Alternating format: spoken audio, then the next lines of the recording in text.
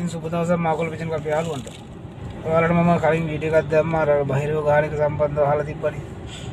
ඒකට ඉතින් කරන්න දෙයක් නැහැ. දන්න දේ වෙච්ච දේවල් එක බලුවාම කරන්න පුළුවන් දෙයක් තමයි ඉතින් අර කිව්වේ. පොඩ්ඩක් බලලා සත්තු එලවන්න තියෙන්නේ. පොඩ අහසට ගිහලා අපිට කරන්න දෙයක් නැහැ. ඊට පස්සේ තව අහලා තිබ්බා පරයි යන එක ගෙදරි. යන එකත් ඉතින් ඒක මෙහෙමයි. දැන් අපි ගොඩක් හදනවා මතක තියෙන සත්තු හදනවා බ්ලඩ් ලයින් හදනවා. ඉතින් මේ මතක තියෙන බ්ලඩ් ලයින් වල සත්තු එහෙම යන්නේ නැහැ. කලාතුරකින් යනවා. ඉතින් එතකොට නෝමල් සත්තු ඉන්නවා. ඉතින් ඒ වගේ ඉතින් යනවා යන්නේ නැහැ කියන එක කියන්න බෑ. ඉතින් ඒක සාමාන්‍යයෙන් ඒක මේ කලාවේ තියෙන දෙයක් සහ සබාදාවේ තියෙන දෙයක්. ඉතින් ඒක කරන්න කාටවත් ඒක වෙනස් කරන්න බෑ. ඉතින් අපි කොච්චර බ්ලඩ් ලයින් හදුවත් දැන් මම ඇඩ්‍රස් ඔච්චර හදුවත් මගෙත් නැති වුණ පරයි පැටව හිටියා. මම ඔයාලට කියන්නේ මේ අයිඩියා එකක් ගන්න. සාමාන්‍යයෙන් මෙහෙම දෙයක් වෙනවා.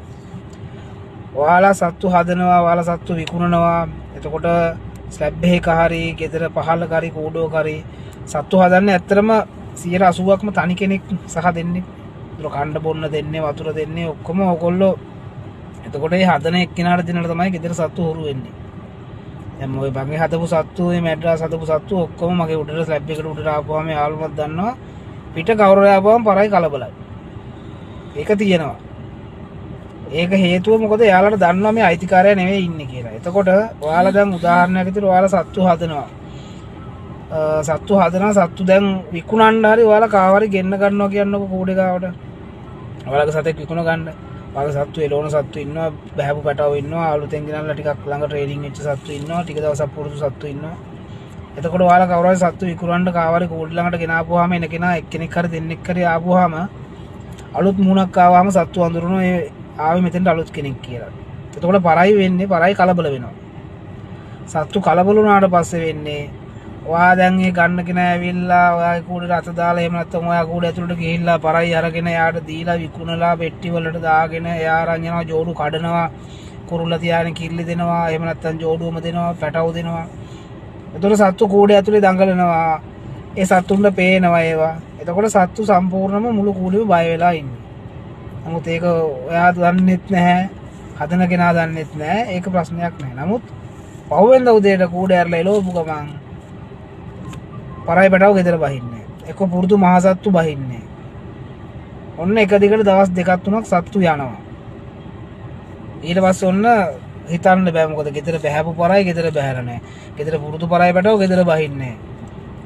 එතකොට ඒකට හේතුව වෙන්නේ ඔයාලා අනිවාර්යෙන් කියන්නේ පිට කෙනෙක් ගෙදරට ගෙනල්ලා ගෙනාපු ගමන් ඒ සත්තු දන්නවා පිට ගෙනාවි කියලා. ඒ සත්තු කලබල වෙනවා. සත්තු ටික කූඩෙන් අඩු වෙච්ච එකත් එයාලට දැනෙනවා. එක කෑම ප්ලේට් එකේ කණ්ඩ හිටපු සෙට් එකෙන් කට්ටිය අඩු වුණාම එයාලට තේරෙනවා ඇතුලේ යාලගේ සත්තු අඩු වුණා කියලා. ඒ වතුර එක බොන්න හිටපු සෙට් එකෙන් වතුර බොන්න හිටපු ටීම් එක අඩු වුණා කියලා එයාලා දන්නවා. කාමරවල හිටපු රැයක්කවල ඉන්න සත්තු අඩු වුණාම එයාලට තේරෙනවා. එතකොට සත්තු කලබල වෙලා ඉන්නේ කූඩේ ඇතුලේ. ඒ කලබල වෙලා ඉන්න හින්දා පහුවෙන්දලා කූඩේ අරපු ගමන් ඔය සත්තු 3-4 දෙනෙක් අනිවාර්යෙන් ඉඳලා ගෙදර බහින්නේ නැහැ. එහෙම නැත්නම් නොදැනි හරි යනවා. ඒකින්ද හැම වෙලේම මතක තියාගන්න සත්තු විකුණද්දි හරි කූඩුවක් අස් කරනකොට හරි එහෙම නැත්නම් කූඩේකට සතෙක් පැනපු වෙලාවකට හරි එහෙම නැත්නම් රැයකට බය වුණා හරි කොයි වෙලෙත් බලන්න කූඩේ ළඟට ගියාම මේ සත්තු ඔයා දැක්කහමත් කුක් කුක් ගාලා සත්තු ඇතුලේ කෑ ගහනවා කලබල වෙනවා. ඒ කියන්නේ අපි හැමදාම දකින්න සත්තු ටික එක දවසක කලබල වෙලා ඉන්නවා කියන්නේ ඔය වෙච්ච දේවල් වලින් එකක් වෙන්න ඕනේ. එක්ක ඔයා අලුතෙන් කවුරු හරි ගෙදරට ගෙනාගෙන පරයි ටික විකුණන්න හරි ආපු කෙනෙක්. එහෙම නැත්නම් ඔයාගේ යාළුවෝ කවුරු හරි ඇවිල්ලා එහෙම නැත්නම් සතෙක් පැනලා කූඩේට නැත්නම් අලුතෙන් ඇවිල්ලා කට්ටිය කූඩේ බලලා ඔය දෙයක් වුණාම ඔය මොකක් හරි දෙයක් කියලා කලබල වුණාට පස්සේ අනිවාර්යෙන් ඊට පහුවෙන්ද කූඩේ ඇරියොත් සතු දෙන්නේ තුන දෙනා නැති වෙනවාම තමයි.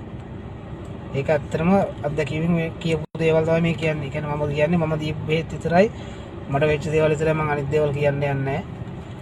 ඒ දේ වෙනවා. ඒකින්ද ඔළුවේ හොඳට කල්පනා කරලා බලන්න ඔය යත්තු යනවා කියලා අහපු ආලුවන්ට කියපු විසඳුමක් තමයි ඔය ටික තියෙනවා නම් අනිවාර්යෙන් වෙනවා. ඒකකොට පොඩ්ඩක් බලන්න. සාමාන්‍ය සත්තු කූඩේ අද සත්තු ටිකක් වික් කරන් දවස් 3-4ක් යනකම් ඒ කූඩේ අරින්න එපා. පොඩ්ඩක් සත්තු ටික ඇතුලේ බැලන්ස් වෙලා එයාලා කලබලේ නිවිලා ඒ ජෝඩු කැඩුවා නම් ඒ ජෝඩු ඇතුලෙන් සෙට් වෙලා ටිකක් වුණාට පස්සේ ඒගොල්ලෝ රිලැක්ස් වුණාට පස්සේ කූඩේ අරින්න සත්තු යන්නේ. අනිත් එක කූඩේ සතෙක් අදලා පැන්නොත් හිත උඩේ කූඩේ අරින්න එපා. බය තියෙනවා සත්තුන්ට. එතකොට අන්න ඒ වගේ සත්තු ටික බය නොවෙන්න බලා ගන්න තියාගන්න. එහෙම කරලා බලන්න. එතකොට මේ ගොඩක් දුරට යන්නේ නැහැ. අනිත් එක තමයි ඉතින් බ්ලඩ් ලයින්. ඒකට ඉතින් විස්තර කියලා තියෙනවා කරන්න ඕනේ විදියවල්. පේජ් එකේ දාලා ඒ විදිය බලන්න. අර අහන දේවල් වලට අනිවාර්යෙන් මම දන්න දේ මං කියනවා. නොදන්න දෙයක් මට ඉතින් අහගලා කියන්න කවුරුත් නැහැ මෙහි. මම දන්න දේවල් මම කියනවා. ඉතින් ඒකෙන් ඔයාලට ප්‍රයෝජනයක් ගන්න පුළුවන් නම් ගන්න තමයි දාන්නේ. බලන්න ඉතින් එහෙනම් මේ අහපු යාළුවන්ට ওই දෙක තමයි මට බහිරයාගේ සම්බන්ධවයි සත්තු යන එකටයි කියන්නේ. අනිත් දේවල් ඉතින් වෙන්නේ බ්ලඩ් ලයින් වලින් හදලා මතක හදලා ඒ විදිහට යනකොට තමයි ඉතින් ඒ දේවල් බලන්න. එහෙනම් මේ බලවල කමෙන්ට් එකක් දාන්න.